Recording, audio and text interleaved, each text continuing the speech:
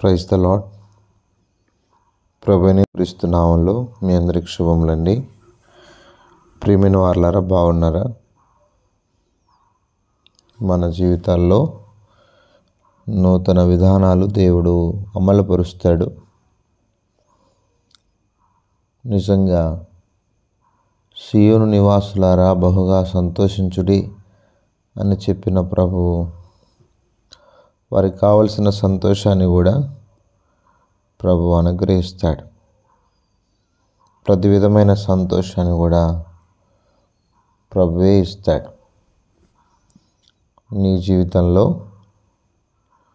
నిజంగా నీకు కావాల్సిందంతా కూడా దేవుడు సమకూర్చడానికి సమర్థుడై ఉన్నాడు. ఎలానో చెప్పినా దేవుడు సమస్తాన్ని సమకూర్చగలడు అనేది నేటి హెబ్రోన్ క్యాలెండర్ యొక్క పరమార్థం. రండి, జకర్యా గ్రంథం 9వ అధ్యాయం, జకర్యా గ్రంథం 9వ అధ్యాయము 16వ వచనం నేను చదువుతున్నాను. 16వ వచనం అంతా చదువుతాను, మన భాగాన్ని తీసుకుందాం. నా జనులు యెహోవా దేశంలో కిరీటమందలి రత్నముల వలె ఉన్నారు గనుక కాపరి తన మందను రక్షించినట్లు వారి దేవుడిని యెహోవా ఆ దినమున వారిని రక్షించును. ప్రియమైన వాళ్ళరా, వారి దేవుడిని యెహోవా ఆ దినమున వారిని రక్షించును. దేవుని మహాదినమందు, దేవుని రౌద్రమందు దేవుడు తన ప్రజలను కాపాడుతాడు అన్న విషయం మనకు బాగా అర్థమవుతూ ఉంది. దేవుడు తన ప్రజలను సమకూరుస్తాడు. పాడైపోయిన తన ప్రజలను ఎలా చేస్తాడు అంటే, ఒక కిరీటంలో రత్నం ఉన్నట్టుగా తన మందైన ప్రజలను అలాంటి సకల విధములకు సౌందర్యముతో దేవుడు నింపబోతున్నాడు అని చెప్తున్నాడు. అంటే చెదిరిపోయినారు. మనం చూస్తే యెషయా గ్రంథం 11వ అధ్యాయంలో, యెషయా గ్రంథం 11వ అధ్యాయంలో ప్రజలు ఏమైపోయినారు అంటే, దేవుని దగ్గరకు వచ్చి విచారణ చేసేవారు లేరు. ఇప్పుడు దేవుడు వారిని సమకూరుస్తున్నాడు. దేవుడు వారిని అద్భుతంగా సమకూరుస్తూ ఉన్నాడు. 12వ వచనం, యెషయా గ్రంథం 11వ అధ్యాయం 12వ వచనం. జనులను పిలుచుటకు ఆయన యొక్క ధ్వజం నిలబెట్టును, భ్రష్టులైపోయిన ఇశ్రాయేలును పోగు చేయును, భూమి యొక్క 4 దిగంతముల నుండి చెదిరిపోయిన యూదా వారందరినీ సమకూర్చును. కాబట్టి భ్రష్టులైపోతున్న వారిని దేవుడే ఒక కిరీటంలో రత్నం వలె దేవుడు సిద్ధపరచడానికి సమర్థుడిగా ఉన్నాడు. అర్థమవుతుందా ప్రియమైన వాళ్ళరా? అంటే దేవునికి సమస్తం సాధ్యమన్న విషయం అర్థమవుతుంది. కాబట్టి దేవుడు సమకూరుస్తాడు. ఆయన చిత్తంలో ఏర్పాట్లో ఉన్నవారు, ఆయన దయలో ఉన్నవారు, ఆయన దయను కోరేవారిని, ఆయన కొరకు ప్రార్థన చేసేవారిని, ఆయన కొరకు కనిపెట్టేవారిని, ఆయన కొరకు ఎదురు చూసేవారిని దేవుడు తప్పక సిద్ధపరుస్తాడు, సమకూరుస్తాడు. అలాగే మనం యెషయా గ్రంథం 60 ప్రియమైన వాళ్ళరా 62వ అధ్యాయం అనుకుంటాను. మనం అక్కడికి ఏం చూస్తే, ప్రియమైన దేవుని 62వ అధ్యాయము, యెషయా గ్రంథం 62వ అధ్యాయం 3వ వచనంలో నేను చదువుతున్నాను. నీవు యెహోవా చేతిలో భూషణ కిరీటముగాను, నీ దేవుని చేతిలో రాజకీయ మకుటముగాను ఉండు. విడవబడిన దానివని ఇక మీద నీ వనబడవు, పాడైన దానివని ఇక నీ దేశమును గురించి చెప్పబడదు.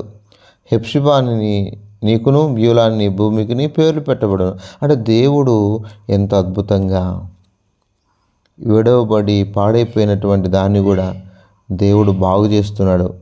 యెహోవా నిన్ను గూర్చి ఆనందిస్తున్నాడు, నీ దేశం వివాహితమగును. ఇంతవరకు దేని గురించి నువ్వు దుఃఖంలో మునిగిపోయావో ఇప్పుడు దేవుడే చెప్తున్నాడు, యెహోవా నీ దేశాన్ని ఆనందింపజేస్తాడు. అర్థమైందా? కాబట్టి నువ్వు దేవుని చేతిలో ఒక భూషణ కిరీటముగా దేవుని చేతిలో రాజకీయ మకుటముగా ఉంటావు అని చెప్తున్నాడు. అంటే చెదిరిపోయి భ్రష్టులైపోయినటువంటి వారితో దేవుడు చెప్తున్నాడు. ఈరోజు ఏ స్థితిలో పడిపోయినావో, ఏ పరిస్థితిలో ఉన్నావో, ఆ పరిస్థితిలో నుండి ప్రభు నిన్ను రక్షించాలని ఆశపడుతూ ఉన్నాడు.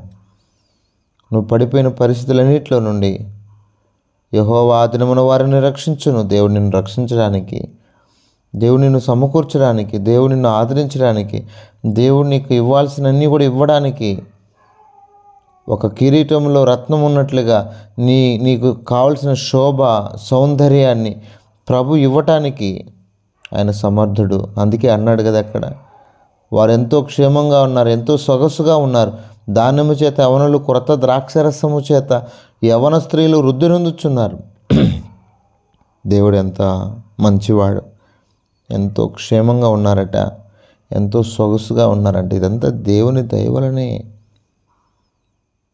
కాబట్టి ప్రియమిత్రమా, ఇప్పటికైనా అర్థమైందా? ప్రభు ప్రేమను అర్థం చేసుకున్నావా? ప్రభు నిన్ను తప్పగా దీవిస్తాడు, ప్రభు నిన్ను తప్పగా ఆదరిస్తాడు, పాడైపోయిన నిన్ను సమకూరుస్తాడు, విడవబడిన నిన్ను ఇక మీదట నీకు, నీ కుటుంబానికి నువ్వు దేవునికి ఇష్టరాలుగా మారిపోతావు. ఇష్టరాలుగా ఉండటమే కాదు, నీ జీవితం పవిత్రమవుతుంది. ఇది దేవుని ద్వారా సాధ్యం. రండి ప్రార్థన చేస్తాం. పరిశుద్ధుడైన తండ్రి, కృపగలిగిన దేవానికి స్తోత్రాలు. ఇంతవరకు మా మధ్య మీరు స్తుతిస్తూ మా ప్రియుల కుటుంబాలన్నీ కూడా ఆశీర్వాదకరంగా చేయండి, దీవెనకరంగా చేయండి. మా ప్రియులందరినీ కూడా మీరు దీవించమని ప్రార్థన చేస్తూ ఉన్నాను. నిజంగా నేను సమస్తాన్ని సమకూర్చగల దేవుడు అని నేను స్తుతిస్తూ ఉన్నాను. మా పరమతని జ్ఞాపం చేసుకునండి.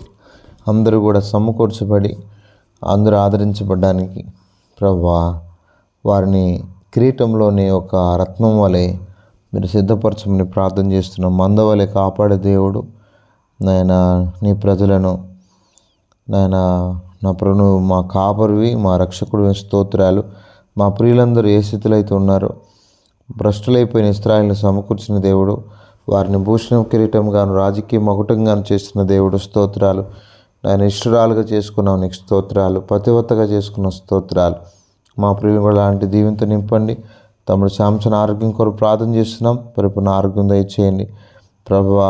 ఈ విధంగా మా ప్రియులందరూ వారి కుటుంబాలు, విజయరాణ కుటుంబం, నాయన సైమన్ పీటర్ అన్న కుటుంబాన్ని కూడా ఆదరించండి, సహాయం చేయండి. చెల్లి షారా కుటుంబాన్ని నాయన ఫ్యూచర్ కొరకై ప్రార్థన చేస్తున్నాం, సహాయం చేయండి నాయన ప్రభా.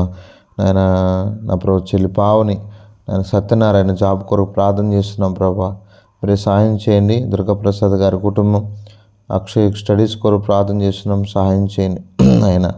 నన్ను కరుణించండి. చెల్లి పావని స్టడీస్ విషయంలో కూడా మీరే సహాయం చేయండి. ఆయన తమ్ముడు పాల్ మారుమనిషి కొరకు ప్రార్థన చేసిన సహాయం చేయండి. ఈ విధంగా మా ప్రియులందరినీ కూడా మీరు దీవించి మహిమ పొందమని సమస్త మహిమ ఘనత ప్రభావాలకు తెలియజేస్తూ చేసిన సహాయాన్ని బట్టి స్తుతిస్తూ ఆయన వాక్యం వింటున్న వారందరి జీవితాల్లో నిజమైన పశ్చాత్తాపాన్ని, సంతోషాన్ని మీరు దయచేయమని యేసు ప్రభువారి శ్రేష్టమైన నామంలో ప్రార్థించి వేడుకొనుచున్నాము తండ్రి. ఆమేన్.